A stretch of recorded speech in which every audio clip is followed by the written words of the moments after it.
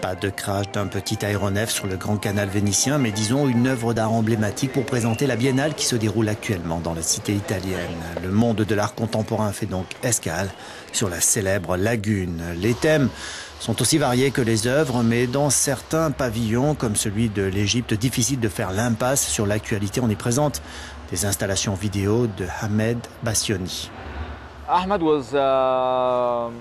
Ahmed a été tué le 28 janvier. C'était intentionnel. Il a été tué par un des snipers sur la place Tahrir. C'était le soir, vers 20 h, et c'est la raison pour laquelle on l'a appelé le vendredi sanglant.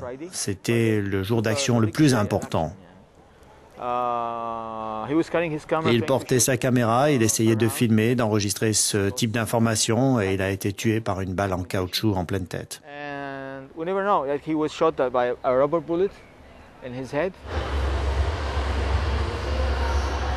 Record enregistré lors de cette biennale avec 89 pavillons nationaux dans la sélection officielle de 100 marins à la Russie. Le pavillon russe qui présente lui aussi des vidéos d'Andrei Monastyrsky. Il a déjà participé à des performances à l'époque soviétique. Il critiquait alors le régime communiste et critique aujourd'hui le gouvernement. J'ai invité l'artiste Andrei Monastyrsky qui a créé un groupe Collective Actions au milieu des années 70. Il a ensuite travaillé dans ce que l'on appelle l'art participatif. Il a donc organisé des performances, mais il a aussi impliqué des visiteurs, des spectateurs. La Biennale donne à chaque pays l'occasion de présenter ses artistes contemporains dont certains sont peu connus en dehors de leurs frontières. C'est le cas d'Arthur Barrio, visite du pavillon brésilien.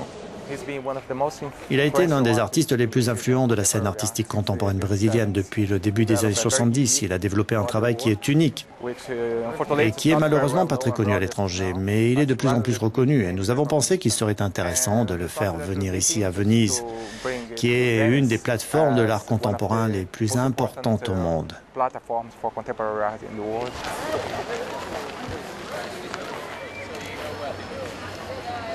Et voici une œuvre en voie de disparition sur le site très officiel de la Chine. Pour une fois, on peut non seulement toucher l'œuvre, mais on peut même se servir.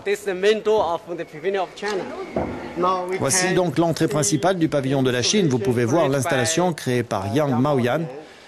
C'était très important au début, mais maintenant cela a presque complètement disparu car le visiteur peut se servir.